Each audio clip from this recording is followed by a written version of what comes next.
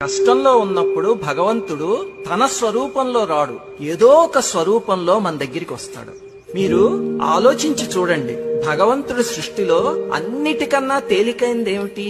మనిషి మనస్సు. కానీ మనం అనవసరమైన చిన్న చిన్న విషయాలకి బాధపడి ఆ మనస్సుని కన్నీటితో నింపుకుని చాలా భారంగా ఈడ్చుకుని వెళ్తూ ఉంటాం. ఇన్ని కష్టాల్ని అనుభవిస్తూ కూడా ఆనందంగా ఉండాలంటే ఎలాగా? జాగ్రత్తగా వినండి. మీకు కష్టం ఇచ్చిన భగవంతుడే ఆ కష్టాన్ని తీర్చడానికి ఎవరో ఒక మనిషిని మీ పక్కనే ఉంచుతాడు. అది గ్రహించగలిగితే మన జీవితం వెంటనే ఆనందంలో తేలిపోతుంది. అసలు ఆ భగవంతుడు బాధల్నిచ్చేదే నీ గురించి నువ్వు ఆలోచించి నీ వాళ్ళెవరో తెలుసుకోవడానికి. కష్టంలో ఉన్నప్పుడు భగవంతుడు తన స్వరూపంలో రాడు, ఏదో ఒక స్వరూపంలో మన దగ్గరికి వస్తాడు. మీరు ఆలోచించి చూడండి, భగవంతుడి సృష్టిలో అన్నిటికన్నా తేలికైంది ఏమిటి? మనిషి మనస్సు.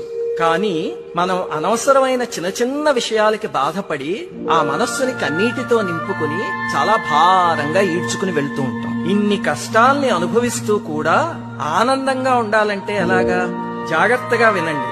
మీకు కష్టం ఇచ్చిన భగవంతుడే ఆ కష్టాన్ని తీర్చడానికి ఎవరో ఒక మనిషిని మీ పక్కనే ఉంచుతాడు. అది గ్రహించగలిగితే మన జీవితం వెంటనే ఆనందంలో తేలిపోతుంది. అసలు ఆ భగవంతుడు బాధల్నిచ్చేదే నీ గురించి నువ్వు ఆలోచించి నీ వాళ్ళెవరో తెలుసుకోవడానికి.